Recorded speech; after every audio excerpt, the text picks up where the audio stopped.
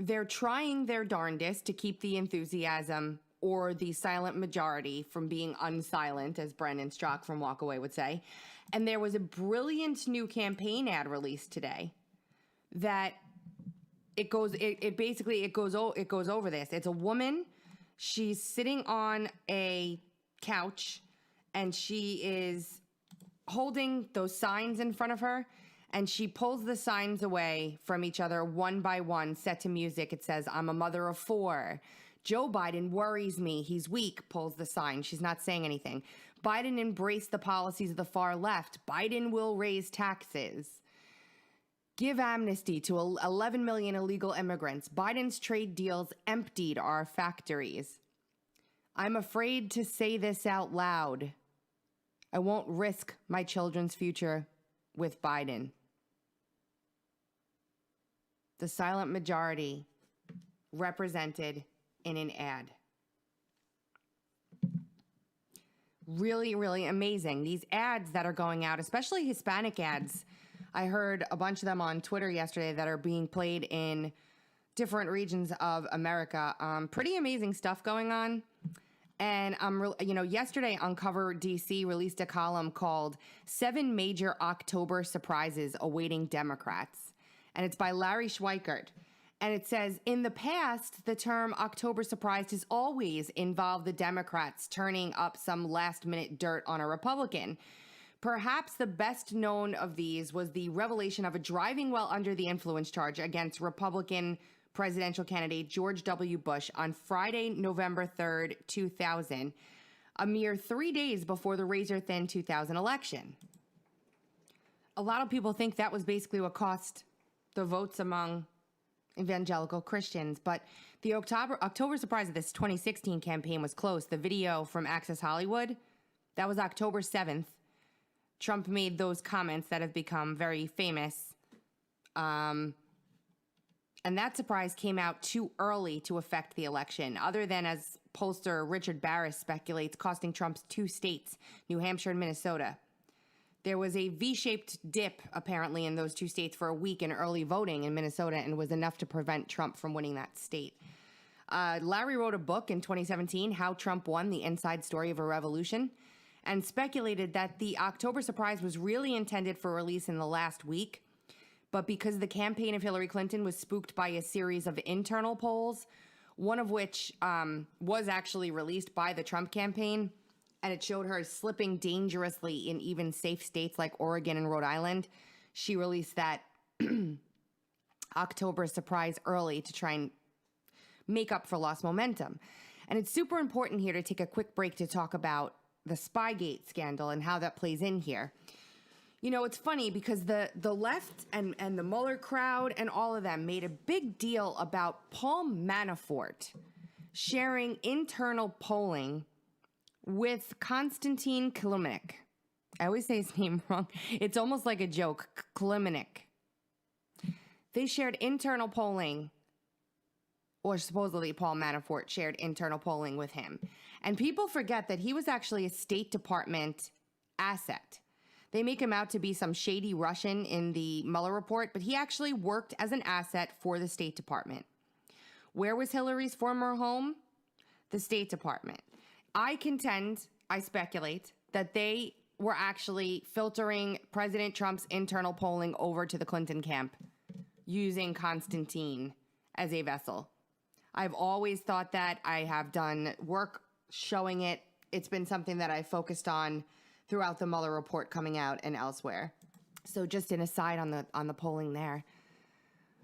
But Access Hollywood, says Larry, was actually blunted through the genius of Bannon, who convinced Trump to juxtapose words with actions, and he brought 3 of Bill Clinton's victims, remember, to the debate.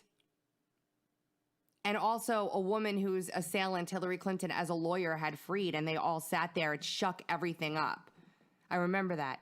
Then there was the one that never happened. In 1991, former Jimmy Carter presidential aide Gary Sick told the New York Times then vice presidential candidate George W. Bush had flown to Iran in a spy plane just prior to the 1980 election to convince the Iranians not to release the American hostages until after the election.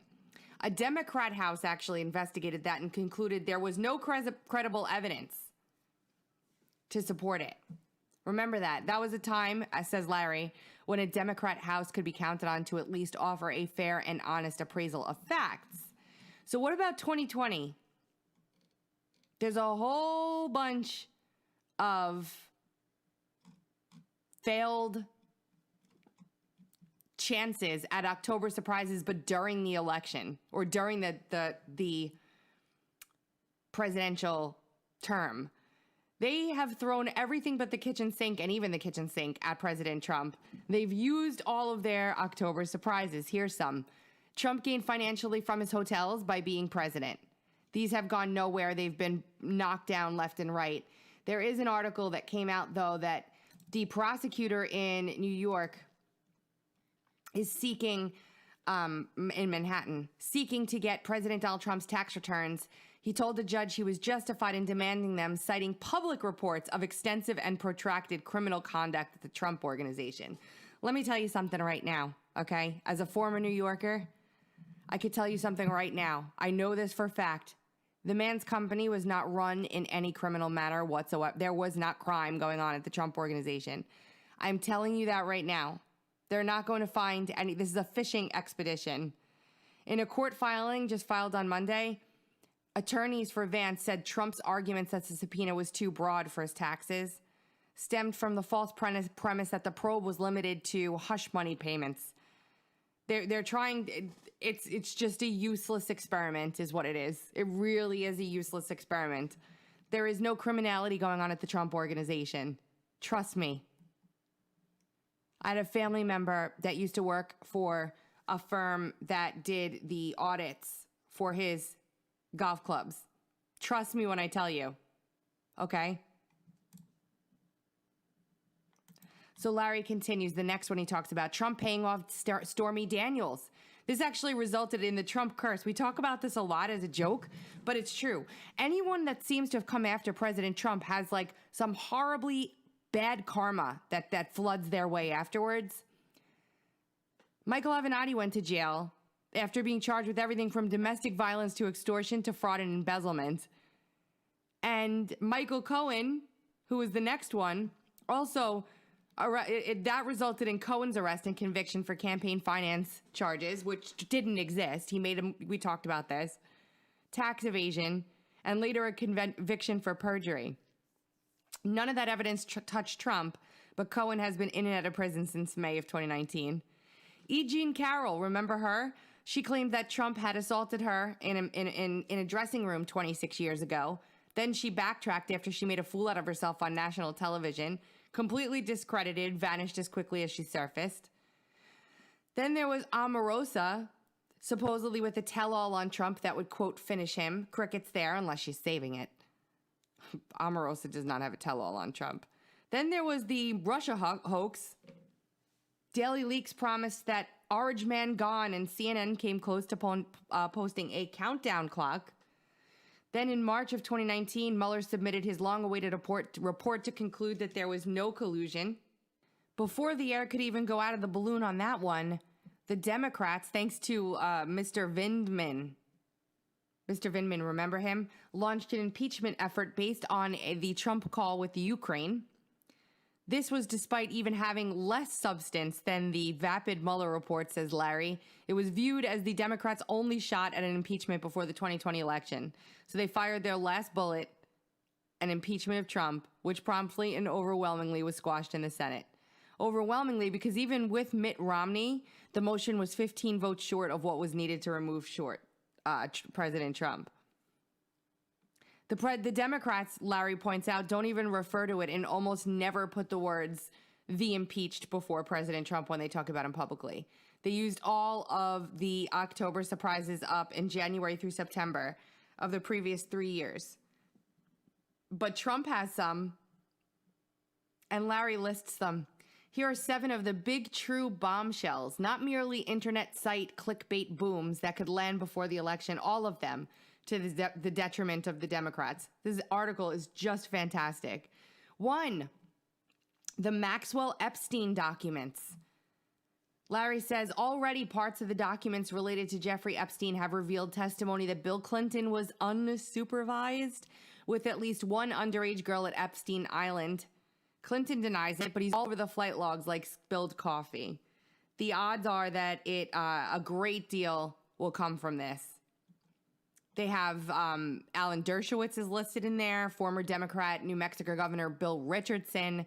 There's no way of predicting where or how deep this goes, except it seems the only person never on the Lolita Express was Donald Trump. No matter how hard they try to tie Donald Trump to Jeffrey Epstein, there is literally nothing there. I went through the testimony last week. Virginia Roberts, in her testimony about this, is asked about Mar-a-Lago extensively, and she's always offered this. It's in her deposition. It's everywhere. She worked there because her dad worked there. She worked there because her dad worked there. And she got the job because of her dad. It was a stringent process to be hired. She had to go through all kinds of different things. She had to do like a drug screen. She had to do all kinds of stuff, a background check, etc., so on and so forth. And she was just there, she said, to basically learn how to make tea, which she didn't know how to do, to make sure the toilet paper was folded nicely in the bathrooms, to make sure the towels were ready. It was nothing. It was nothing like what they tried to make it out to be, like Mar-a-Lago was some kind of a farm. You know, that's not what it was like. And Maxwell happened to go there and courted her from the woman's spa. And when Roberts, the victim, talked to the reporter that ended up writing this, the tell-all story that kind of sparked all this stuff a few years ago, the person in there who wrote, the author, said that Donald Trump had flirted with her and said, oh, Jeffrey Epstein's a lucky guy, and she denied that under oath and sworn testimony. She said, actually, no, he never did any of that stuff. That's one of the things that this reporter got wrong. So there's that. Interesting October surprise. Next, the Durham and Barr probe. Now, Larry is very skeptical about this, but he says any indictments that will come of it,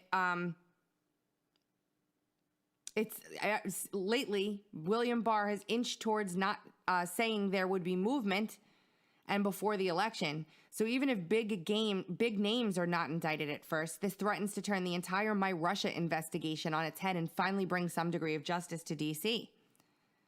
That Barr has 5 DOJ agents or attorneys working this is something of relief, though it's still about 65 short of the number Mueller employed. Serious criminal prosecution of the deep state would energize Trump voters even more. Number 3, China. Trump keep this simmering on the back burner, but it won't go away. I'm going to share this with you. This past week, he suggested he would ban the Chinese-controlled TikTok app in the United States. Supposedly, this was the instrument by which Democrats artificially beefed up the Tulsa rally numbers, perhaps tipping their hand a little too soon by using that. Trump has the winning hand on this and anything China. The virus is the China virus. The Chi-Coms lied and people died. Their tech recently developed mysterious troubles, fires on ships, etc. Trump made it clear to Z that he can be a trading partner or an enemy, but there is no such thing as a friendly adversary. To the degree that the American public hears about Chinese mischief, it works to Trump's advantage. After all, Joe Biden practically has Made in China tattooed on his chest. And any new Chinese shenanigans enhance Trump's status.